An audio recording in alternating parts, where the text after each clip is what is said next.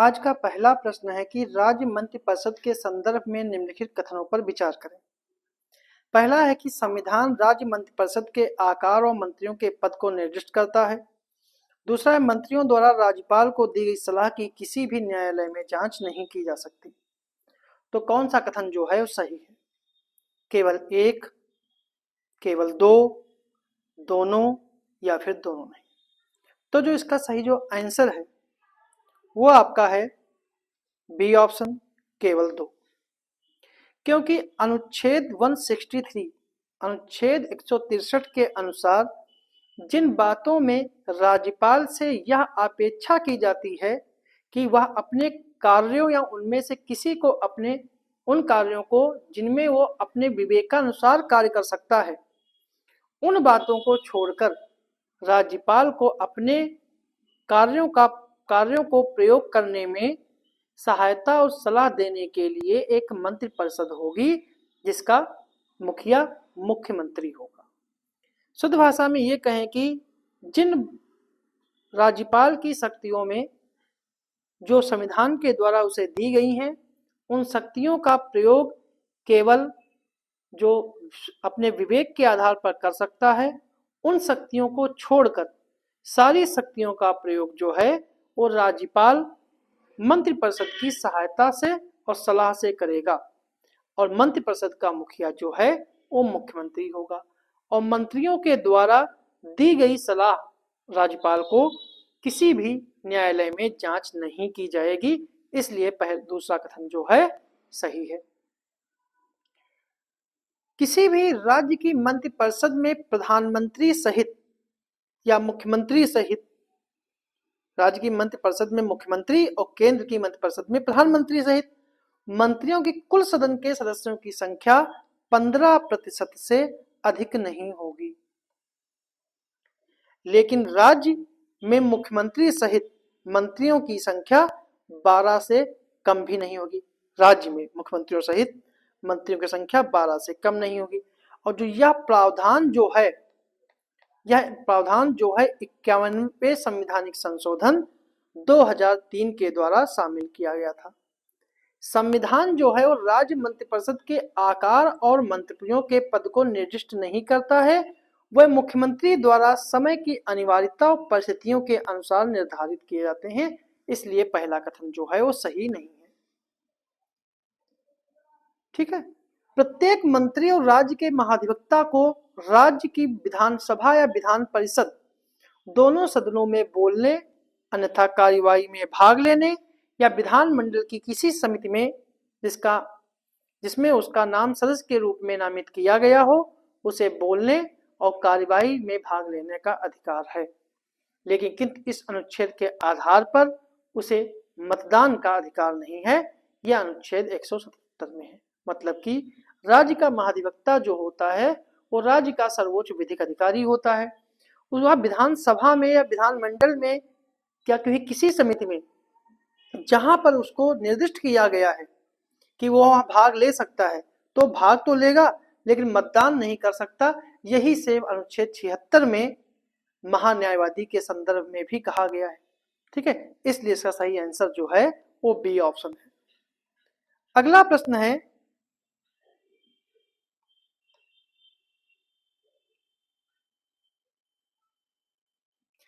प्रश्न है कि लोकलेखा समिति के संदर्भ में निम्नलिखित कथनों पर विचार करें कि समिति की स्थापना भारत सरकार अधिनियम 1919 के प्रावधानों के तहत की गई थी और लोकसभा अध्यक्ष समिति का पदेन अध्यक्ष होता है। और तीसरा है कोई मंत्री समिति का सदस्य नहीं हो सकता। तो निम्नलिखित में से कौन सा कथन सही नहीं है? केवल एक, केवल दो और तीन, एक और दो या फिर केवल दो। तो जो इसका सही जो आंसर है वो आपका है डी ऑप्शन, केवल दो।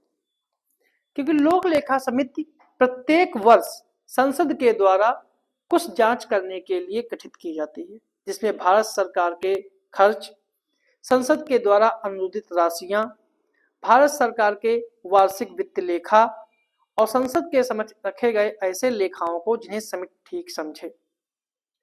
लोक लेखा समिति जो है वो संविधान भारत की सबसे पुरानी संसदीय समिति है संविधान की। यह पहली बार जो है वो 1921 में गठित की गई थी और इसका गठन भारत सरकार के अधिनियम 1919 के तहत किया गया था। इसके सदस्यों की संख्या जो है वो 22 है, जिसमें 15 सदस्य लोकसभा से और 7 सदस्य जो हैं वो राज्यसभा से गठित होते हैं, निर्वाचित किए जाते हैं। लोकसभा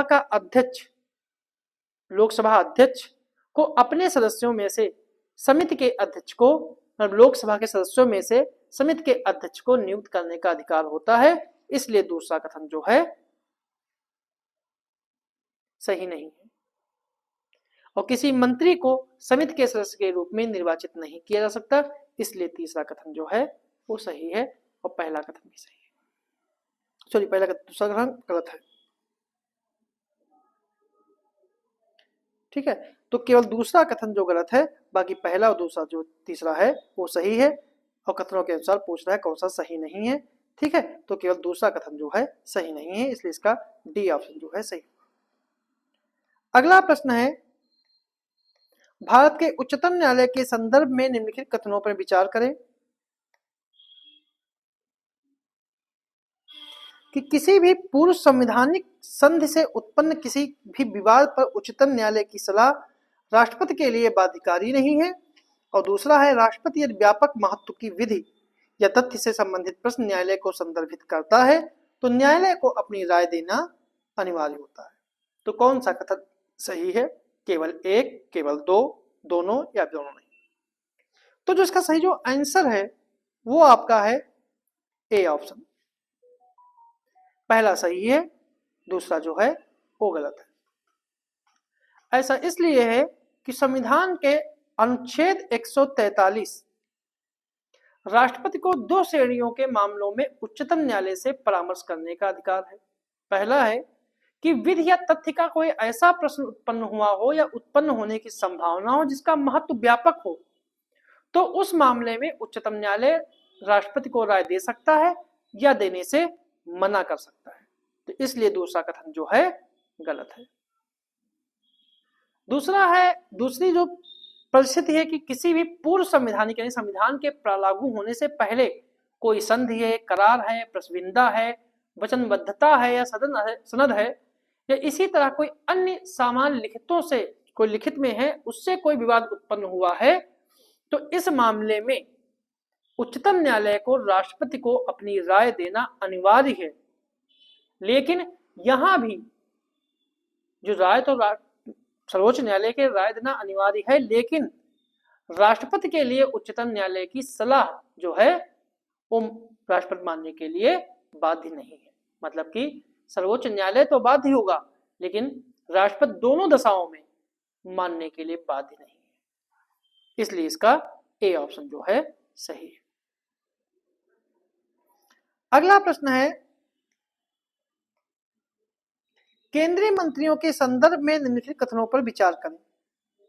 पहला है, कोई भी संसद का सदस्य बने बिना मंत्री नहीं बन सकता है और संविधान में मंत्रियों के वेतन और भत्तों का उल्लेख किया गया है। तो कौन सा कथन सही है? केवल एक, केवल दो, दोनों या फिर दोनों नहीं? तो जो इसका सही जो आंसर है वो आपका है डी ऑप्शन, ना तो एक ना ही दो, और दोनों कथन जो है गलत है।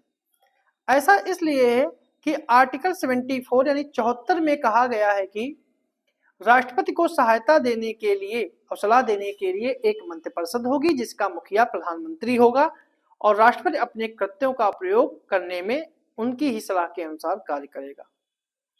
सामान्य रूप से संसद के सदस्यों को यानी लोकसभा और राज्यसभा के सदस्यों को ही मंत्रियों के रूप में नियुक्त किया जाता है। कोई भी व्यक्ति जो संसद के किसी भी सदन का सदस्य नहीं है उसे भी मंत्री का पद दिया जा सकता है, लेकिन अगर लगातार 6 महीने तक वह कि संसद के किसी भी सदन का सदस्य नहीं बनता है तो उस अवधि 6 महीने की समाप्ति के बाद वह मंत्री नहीं रहेगा। लेकिन ऐसा मंत्री संसद का सदस्य बने बिना 6 माह की अवधि के लिए मंत्री बना रह सकता है, इसलिए पहला कथन जो है वो सही नहीं है।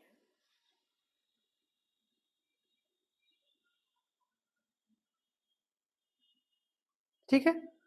और मंत्रियों के वेतन और भत्ते निर्धारित जो है संसद द्वारा किए जाते हैं और संविधान में इनका कोई उल्लेख नहीं है, इसलिए इसका डी ऑप्शन जो है सही है।